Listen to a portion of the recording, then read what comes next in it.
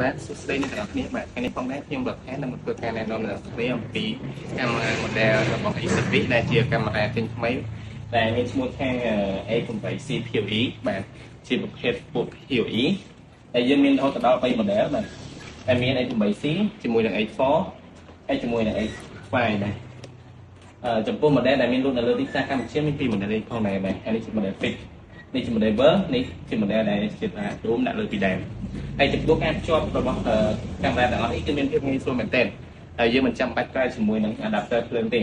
យើងគ្រាន់តែមាន switch PoE បាទអាចជា brand របស់ Vision ហើយជាមួយនឹងខ្សែបាទខ្សែ network ដែល Cat6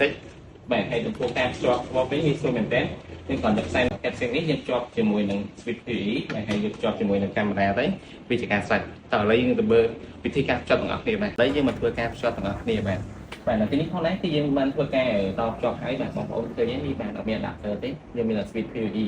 តែអញ្ចឹងយើងគ្រាន់តែអោបចេញពីខ្សែ PoE មក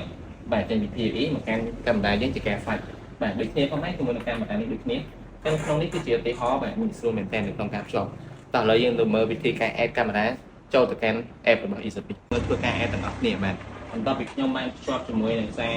PoE network ជាមួយ switch ឲ្យអស់យើងធ្វើលើការ add កាមេរ៉ាបាទយើងចូលមកកាន់ A7 app បន្ទាប់មកយើងចូលមកកាន់ add device បាទ add កាមេរ៉ាយើងអាចប្រើប្រាស់ជាមួយនឹង start guideline បាទនៅក្នុងប្រអប់ឬក៏នៅតាមបែបរបស់កាមេរ៉ាក៏បានដែរតោះឥឡូវយើងធ្វើ add ទាំងអស់គ្នា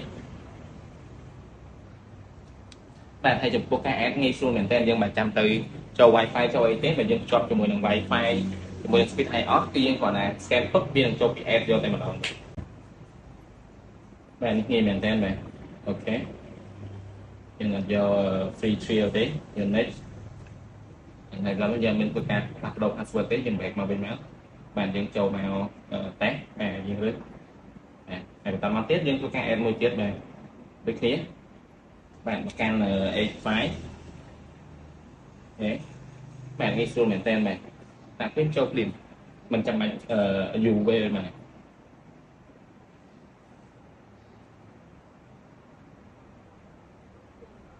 អូខេតែដូចគ្នាបាទឥឡូវយើងមកធ្វើការ test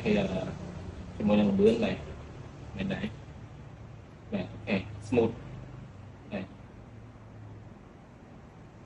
បាទ smooth មែនតើបាទអូខេ